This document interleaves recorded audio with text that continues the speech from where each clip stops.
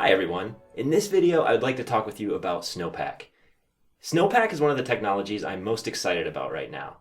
It's a little bit like a bundler in that it's responsible for building your application's dependencies. It's different, however, in that it does most of its work after installing a dependency rather than on the fly. This leads to an incredible lightning-fast development experience that I hope you'll find useful also. We'll start by creating a folder for our project and initialize our package with npm init. After this, we'll include Snowpack as a development dependency.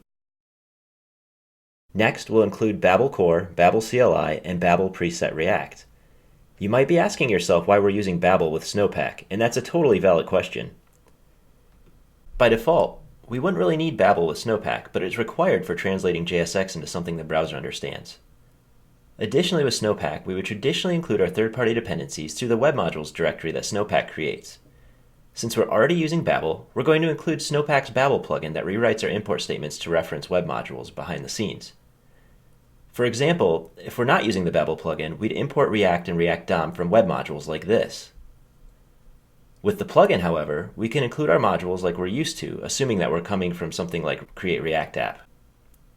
This is still using the Snowpack generated web modules folder behind the scenes, but it might look a little bit more familiar to us. We'll continue by including React and React DOM.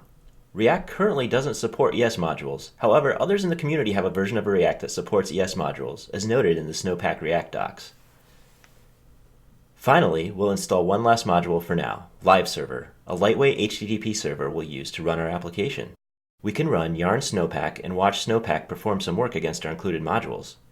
If we take a look at our newly created web modules directory, we'll see React and React DOM. Now that all of our dependencies are in place, we'll start by creating a basic HTML page in the root of our project. We'll create some boilerplate and include app.js from a currently non-existent lib directory. Momentarily, we'll have this folder populated from our app. Please note that we also have a div that has an ID of app.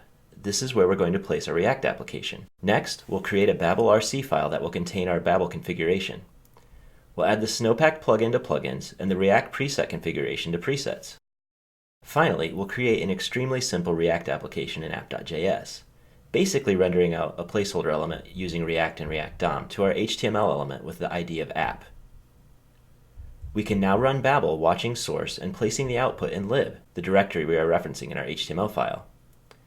If we run Live Server in another terminal pane, we can see the application in action. Generally, I'd make a separate script for running both Babel and the Live Server, but I appreciate being a little bit more verbose in examples.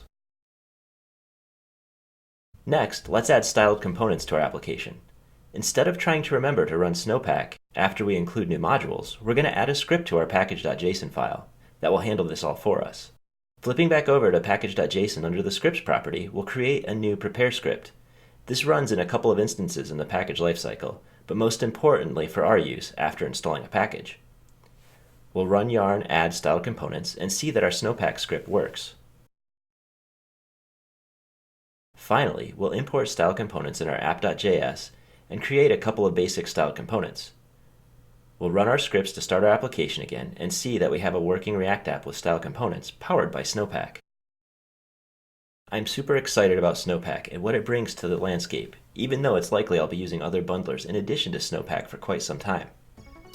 Please find me on Twitter at Ryan Lancio and let me know what you think. Thank you.